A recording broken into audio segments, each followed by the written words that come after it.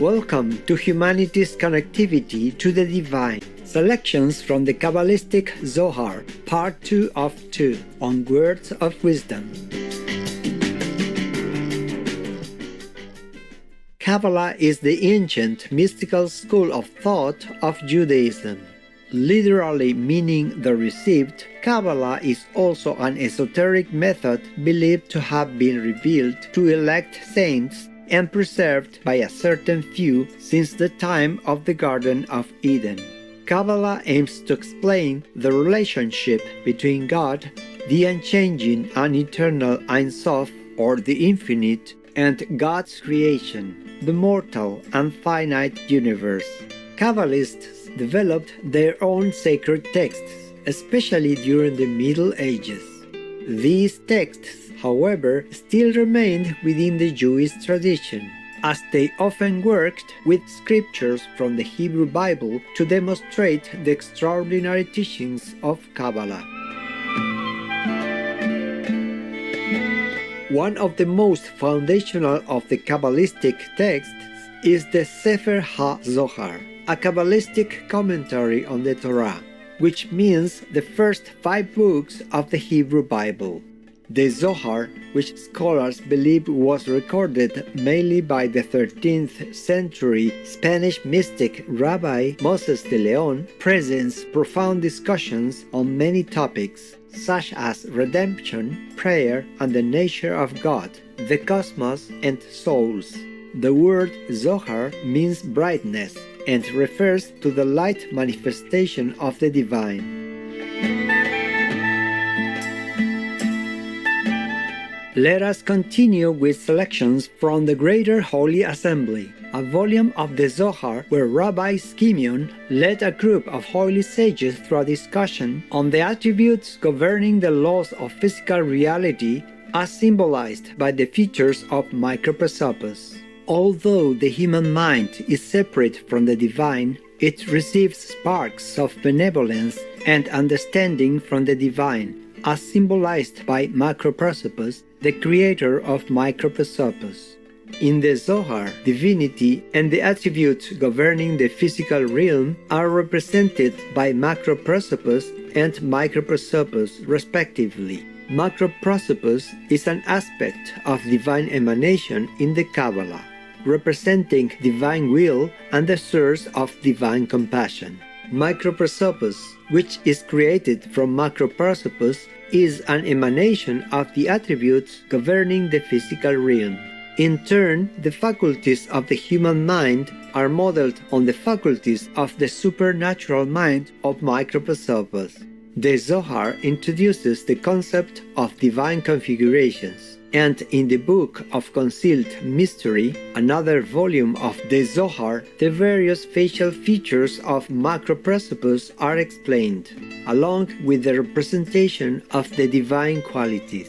In contrast, the aspects of the physical realm and the human mind are modeled after the corresponding bodily features of microprosopos, along with the representation of the various qualities.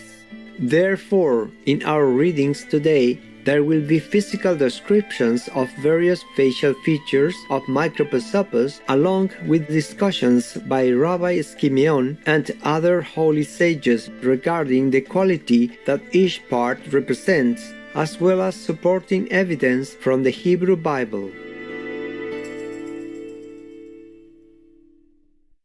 Chapter 28, concerning the brain and membrane of the brain of microprosopos.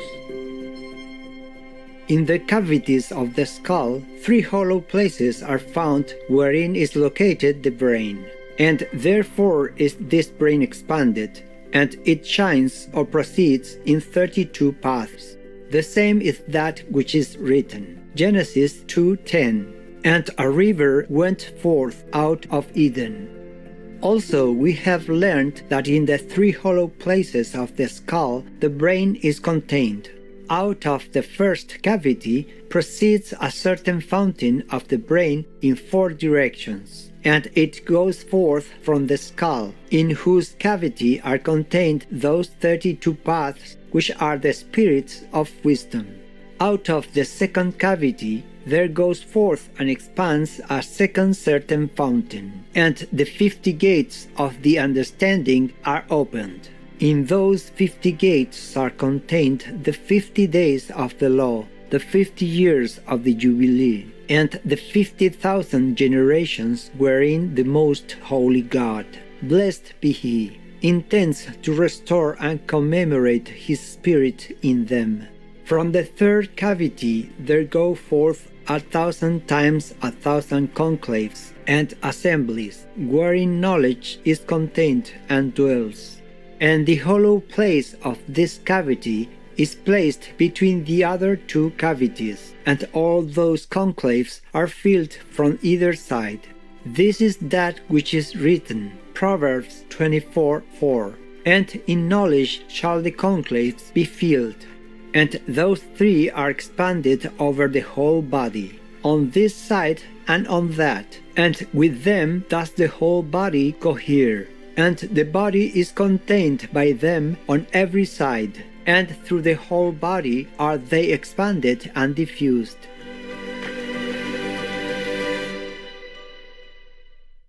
Chapter 29. Concerning the hair of Microprosopus.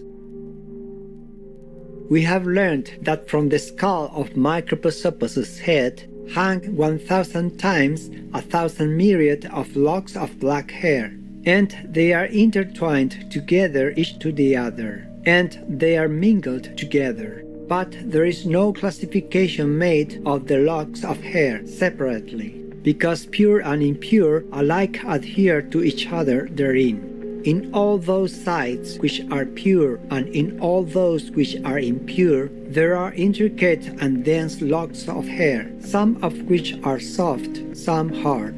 And in single locks does the hair hang down, curls upon curls, which emit flames, and hang down in beautiful and strong array. The curling locks are parted on this side and on that above the head. Also we have learned that they remain in curls because they proceed from many fountains of the three canals of the brain. And in those curls there are found alike right and left, light and dark, mercy and judgment, and everything that has in itself the qualities of right and left hangs from, thus from Microprosopus, and not from the Ancient One. In the parting of the hair appears a certain slender path, which has a certain connection with that path of the Ancient of Days. And from that path are divided 613 paths, which are distributed among the paths of the precepts of the law, like as it is written, Psalms 25:10. All the paths of Tetragrammaton are mercy and truth unto such as keep his covenant and his testimony.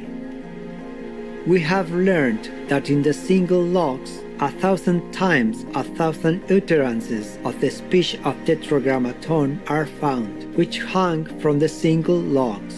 Among them some are hard, rigorous, and some soft, merciful, as belonging unto the Lord of the equilibrium, and therefore is he, Microprosopus, said to include right and left. Chapter 30. Concerning the forehead of Microprosopus.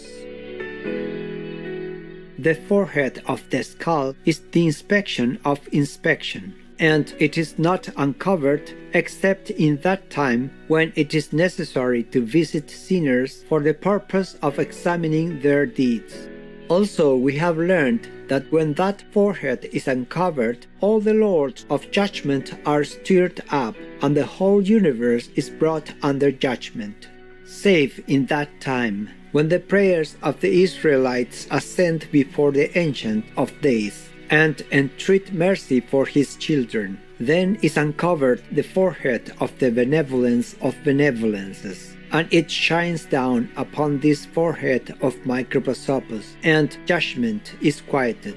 Over this forehead there goes forth a certain portion of hair, which is extended over it from the brain, which produces the 50 gates of understanding. And when it is expanded, that brow glows with anger. It is the inspector of the sinners of the world, namely of those who are shameless in their deeds. And we have learned that hair subsists not in that part of the forehead, so that it may be uncovered against those who remain steadfast in their iniquities. And when the Holy One, blessed be He, is awakened, that He may be pleased with the just, the countenance of the Ancient of Days shines upon the countenance of Microprosopus, and his forehead, that of Macroprosopus, is uncovered, and Macroprosopus's forehead illuminates, and then is called the rime of benevolence. But as often as judgment threatens, and that forehead of Microprosopus is uncovered, there is uncovered the forehead of the Ancient Ones, and judgment is mitigated and is not exercised. Reconnect with our innocence. It's so natural to want to live in peace, a global sanctuary where everything lives free. I look to the universe and know that that's how God wanted it to be. Alex aren't vegan. Fair-minded viewers, it was a delight to have your company today for Words of Wisdom.